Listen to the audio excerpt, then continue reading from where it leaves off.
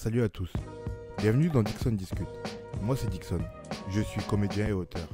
Bonjour Dixon, Ça va? ça va et toi? Tranquille? Mais déjà pour commencer, comment tu t'appelles? Comment on t'appelle? On m'appelle Iggy, mais mon vrai prénom c'est Igor. Bon, ça se Ok. rapproche ça. Mais Iggy c'est ton nom que tu donnes aux gens quand tu te lances dans ton domaine? Exact. Ok. C'est le nom que j'utilise quand j'écris mes articles, quand je fais du stylisme, donc j'utilise pour tout quoi. Ok, et du coup qu'est-ce que tu fais? Je suis journaliste. Journaliste, créateur de contenu et je fais un peu de stylisme aussi. Ok. Euh, Depuis quand t'as envie de créer des choses? Hmm. Bon, si tu veux, j'ai toujours envie de créer, mais juste, je savais pas toujours quoi, tu vois. Genre, le premier vrai rêve que j'ai eu, c'était d'être chanteur. Mais bon, j'ai pas de don pour la chanson, je sais pas chanter. J'ai quand même appris, je me suis quand même essayé à la guitare, mais bon, c'était pas super concluant, je t'avoue. Et après ça, l'autre métier créatif que j'ai voulu faire, c'était créateur de mode. Mais bon, là encore, je savais pas dessiner, même si je kiffais la mode, c'était pas suffisant, tu vois. Donc j'ai fini par devenir journaliste. Sans vraiment le vouloir, mais j'étais bien content de le devenir. Et maintenant, voilà, je crée ce que je peux. Je crée des articles, je crée des contenus, je crée des looks, des silhouettes quand je fais du stylisme. Mais du Donc coup voilà. quand on est journaliste, est-ce qu'on on a l'impression de vraiment créer? Alors moi, j'ai jamais vraiment eu cette impression-là, tu vois. J'ai toujours aimé écrire. J'ai toujours été fasciné par la chanson, la musique, le rap surtout. Par les mots, la poésie, depuis l'école, hein. Mais en devenant journaliste, j'ai jamais vraiment eu l'impression de créer. Tu sais, quand tu es journaliste, tu relais une info en fait, tu vois. Tu relais une info, tu relais une opinion, mais enfin, pour moi en tout cas, tu crées pas quelque chose.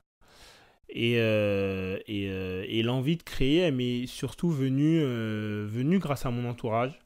Grâce à mon entourage, j'ai beaucoup de créatifs parmi mes amis. Je peux t'en citer quelques-uns, hein. Laurie Louvès, qui est peintre. Tu étais venu d'ailleurs à une de ses expositions il y a quelques années. Lucino, qui est réalisateur de cinéma. Euh, Moriba, qui est directeur artistique et qui a créé une marque de vêtements. David, qui est dans la musique. Donc voilà, toujours un entourage créatif. Alors, excuse-moi, est-ce que ton envie de créer, elle est née avec ton entourage ou tu l'avais déjà avant et ça s'est développé au contact de ces gens après? Je dirais que ça s'est développé au contact de ces gens, mais vraiment développé, tu vois, parce que c'était genre dans ma bande, j'étais le seul qui n'était pas créatif, tu vois. Puis un jour, je me suis dit bah moi aussi j'ai envie de peut-être essayer quelque chose, tu vois. J'ai envie de créer, de me lancer dans un truc qui est un peu visuel, artistique, comme Laurie, Lucino et les autres, tu vois. Mais je dirais que je l'ai toujours eu. J'ai toujours eu, mais j'ai juste pas sauté le pas et ça s'est juste pas fait. Et du coup, c'est quoi ton premier souvenir créatif? Mon premier souvenir créatif, le premier truc que j'ai créé, Que t'as ou créé, dont tu te souviens, ouais. c'était pas glorieux, mais c'était des vêtements que je customisais quand j'étais au collège ou au lycée, tu vois. Après, c'était pas grand chose, j'ai essayé d'être créatif, tu vois. Donc, je coupais des jeans, je coloriais des trucs, je mettais des paillettes ou des patchs sur des vestes ou des trucs comme ça, tu vois. Mais ouais, c'est les premiers vrais souvenirs créatifs que j'ai. Où je me suis dit, les premières fois où j'ai eu l'impression de vraiment créer quelque chose, tu vois, même si au final, c'était pas grand chose, mais c'était quelque chose à Et mes on yeux. démarre tous quelque part de toute façon. Exactement, exactement. Pour moi, dans le journalisme, quand même, en tout cas pour les grands journalistes, il y a quand même un truc qui revient, c'est que tu reconnais un journaliste de par son style et de par sa Mhm. patte. Pour moi, la part d'inventivité dans le journalisme, elle est là. Ok. C'est que tu arrives à styler avec une ligne bien définie Mhm. ta personnalité. Comment ça se travaille ça? Dans mon cas, c'est venu avec le temps. Dans mon cas, c'est venu avec Déjà, le temps. excuse-moi, déjà, pour compléter, est-ce que dès le début, t'as il y a la volonté de vouloir se faire reconnaître par son style journalistique. Oui, bon, je dis dans mon cas encore, mais bon, j'en connais pas d'autres. Mais oui, dans mon cas, oui. Dans mon cas, oui, et c'est venu avec les journalistes que je lisais, hein. Moi, c'était des journalistes de musique, de rap, donc beaucoup de Elliot Wilson, beaucoup d'articles que je lisais dans des magazines comme The Source, comme,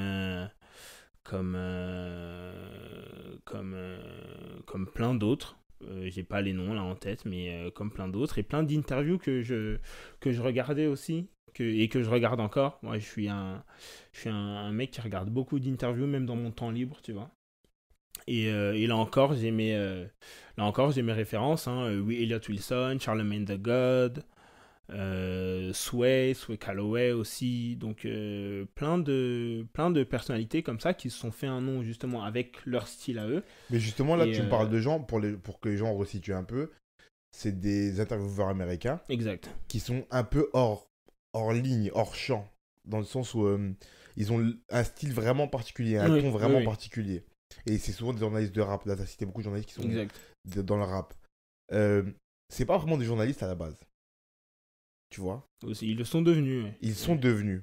Du coup, est-ce que ça veut dire qu'on doit avoir un style et mettre ce style au service du journalisme, avoir une personnalité plutôt par rapport, je pense à Charlemagne God, tu vois, qui Exact. a sa personnalité et qui met ça au service de ses Mhm. interviews, ou avoir une formation de base journalistique et trouver ce style et cette personnalité.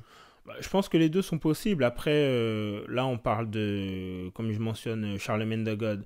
Après ça, sont devenus des radio personality et des TV personnalités, tu vois, donc des personnalités de télé et de radio. Donc, oui, il y a leur personnalité. Il faut qu'ils en aient une pour se distinguer, tu vois. C'est vrai que dans l'écriture, ça peut être différent. Puis les États-Unis, c'est un autre pays, c'est une autre culture. Donc, c'est c'est différent de ce qu'on a chez nous. Euh, les deux sont possibles. Je pense que dans mon cas, moi, j'ai pas de formation à proprement dit de journaliste. Tu vois, j'ai fait une licence de langue étrangère, et je suis devenu journaliste parce que j'ai répondu à une offre de stage et que cette offre de stage est devenue un CDI et que c'est devenu mon taf à plein temps, en gros, tu vois. Donc, donc je pense que les deux sont possibles. Après, je parle de mon cas parce que je connais que le mien. Moi, mon style, je l'ai développé. Je l'ai développé plus j'écrivais d'articles et plus je trouvais mon rythme, mon ton et mes formulations, des formulations type un peu aussi, tu vois. Je pense que les deux sont possibles, hein, tu vois. Je vais revenir. Ok. Donc voilà. Quand on est styliste, est-ce qu'on est simplement guidé par le fait de vouloir montrer au monde, enfin imposer une vision qu'on a du monde, c'est-à-dire par le fait d'habiller les gens Mhm. et de les guider avec ses inspirations à soi, ou est-ce qu'on a envie de sortir autre chose parce que pour moi, j'ai l'impression qu'il y a deux manières de voir le stylisme. Je sais pas, je suis loin de ce milieu-là, tu vois, mais Dis-moi, c'est je un peu t'écoute. loin. Il y a une première vision qui est, j'ai une vision du monde que je vais plaquer aux gens par le fait que je vais les rhabiller, Ok. tu vois. Et deuxième manière de voir, c'est les gens n'arrivent pas à comprendre ce qu'il y a en eux et je vais les révéler avec la manière dont je vais les habiller. Et ce qui est pour moi deux visions complètement différentes, qui est une vision plutôt égoïste et une autre vision qui est plutôt altruiste, tu vois. Toi, comment tu te positionnes là-dedans? Si tu te reconnais là-dedans, bien sûr. Je me reconnais et je dirais que j'ai une approche plutôt égoïste, honnêtement, pour dire la vérité, dans le style, parce que je m'inspire beaucoup de ce que je vois, de ce qui me plaît et de ce qui, selon moi, tirait, en gros, tu vois. Après, j'ai pas l'ambition de l'imposer au monde, tu vois. Je pense que juste la montrer déjà, c'est déjà une grande chose pour moi. Mais ouais, c'est ce que je pense, ouais. Vraiment, tout vient de moi, en gros, tu vois. Et même quand on me donne des contraintes, ben, c'est mon point de vue selon cette contrainte, tu vois. Genre, J-Rock qui me dit, je veux une tenue, je veux des vêtements, mais surtout pas de bleu. Ben, je vais dire, voilà, selon moi, sans le bleu, voilà ce que tu devrais porter, tu vois. Par exemple. Mais c'est selon moi toujours, tu vois. Ça vient toujours de moi, de mes inspirations, de, de moi qui veille sur mon mood board Instagram et de voir ce que j'ai pu poster avant, tu vois. Donc, beaucoup de moi, de jeux, etc. Mais c'est mon approche, en tout cas. Après, c'est mon approche aussi pour moi, dans la vie de tous les jours, tu sais, je pense que au fond, tout le monde est, tout le monde est styliste parce qu'on s'habille tous selon nos goûts et on s'habille toujours selon nos goûts, selon nos préférences et selon ce que l'on a et ce à quoi on a accès, tu vois. Donc c'est une approche égoïste, mais je pense que dans ce cas-là, c'est un peu naturel. Donc, ouais, c'est très visuel aussi. T'as toujours fait très attention à la mode dans la musique ou pas? Oui, toujours. Toujours. Toujours. Du coup, Depuis la toujours, mode vraiment. a toujours été là à côté de toi. Ouais. Ouais. Même quand t'avais d'autres envies artistiques, il y avait la mode qui était à côté toujours. Ouais, toujours. C'est vraiment, et c'est un des trucs qui encore aujourd'hui me fait apprécier ou suivre certains artistes, tu vois. C'est parce que je kiffe leur look, je kiffe comment ils s'expriment en interview, mais voilà, pour parler de mode, ouais, c'est toujours un truc. Moi, pour moi, voilà, les chanteurs, que ce soit des chanteurs congolais ou des rappeurs, parce que c'est ce que j'écoute essentiellement, ce sont mes fashion icons, en gros, tu vois, ce sont mes icônes mode et sont mes sources d'inspi, et du coup, quand je les regarde. Et je pense que pour aujourd'hui, enfin, pour aujourd'hui, c'est comme ça pour tout le monde. Je veux dire, aujourd'hui, quand on parle d'un chanteur et que tu connais pas, la première chose que tu fais, c'est d'aller voir son Insta, tu vois. Tu vas même pas sur YouTube ou sur Spotify. Ou tu peux aller sur YouTube pour regarder un clip. Là encore, tu vois, c'est très visuel, en gros. Mais ouais, je pense que c'est le cas. Au fond, c'est le cas pour tout le monde, je pense. Et t'as jamais eu envie d'envie créative éloignée de la mode, vraiment? Tu vois? Faire quelque chose de créatif qui ait aucun lien avec un truc visuel. Parce que j'aurais pu dire le journalisme, mais dans le journalisme, tu parles de vêtements. Oui, Tu vois? exact. C'est pour ça que je te pose la question, à savoir si ça a déjà traversé l'esprit. Comme je te disais au début, de vouloir être chanteur, peut-être, c'est pas visuel, c'est sonore et tout. Ouais, de mais là, vouloir faire tu de parles de, musique, de la mais... mode dans la chanson. Oui, exactement, Et parce tu que dis c'est un pour truc toi, c'est qui m'a très vraiment... visuel, Oui, oui, tu vois. exactement, c'est un truc qui m'a toujours collé. Mais non, sinon... Est-ce que tu aurais, par exemple, est-ce que tu aurais déjà pensé être un chanteur qui s'habille pas très bien? Ah non, impossible. Tu vois? Ou un Impossible, chanteur qui impossible. s'habille très sobrement, dira-t-on. Non. Non, me connaissant, non, ça aurait pas été possible. Non. Si j'avais été chanteur, j'aurais été le chanteur extra bon, pas le mec qui en fait trop, tu vois. Genre, pas du genre à mettre une veste en croco avec des pics et une tête de mort avec des strass, tu vois. Mais j'aurais été je pense que j'aurais été comme je suis aujourd'hui, tu vois. Tout simplement faire, faire faire attention à moi, s'habiller avec minutie, composer ses looks, comment, tu vois. Je pense que ça aurait été ça. Mais j'aurais pas pu être un chanteur que je trouve pas stylé. On va conclure. Pour conclure, il y a toujours trois petites questions. Dis-moi. La première, Je c'est t'écoute. cite-moi un objet créatif favori, ton objet créatif favori. Et c'est objet créatif toujours confondu. Musique, peinture, cinéma, mode, ce que tu veux, un objet. Un objet créatif favori. Je dirais un cintre. Est-ce qu'on peut dire que c'est un objet créatif parce que ça tient un vêtement et qu'un vêtement c'est créatif? Tu peux dire ça si tu veux. Ouais, puis moi j'en utilise beaucoup des cintres, donc ouais, je dirais un Un cintre. cintre. Ok. Je sais pas si c'est créatif ou pas, hein, mais bon, On retiendra ce qui, ça. voilà, On retenons ça. comprend l'idée. Ton œuvre créative inspirante. Toujours confondu aussi? Toujours confondu, toujours. Une œuvre créative, je dirais une chanson. Laquelle? Ah, faut que je choisisse une chanson. Qu'est-ce que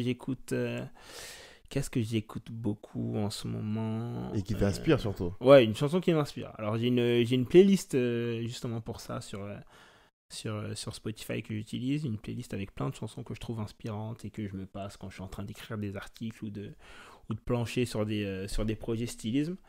Et je dirais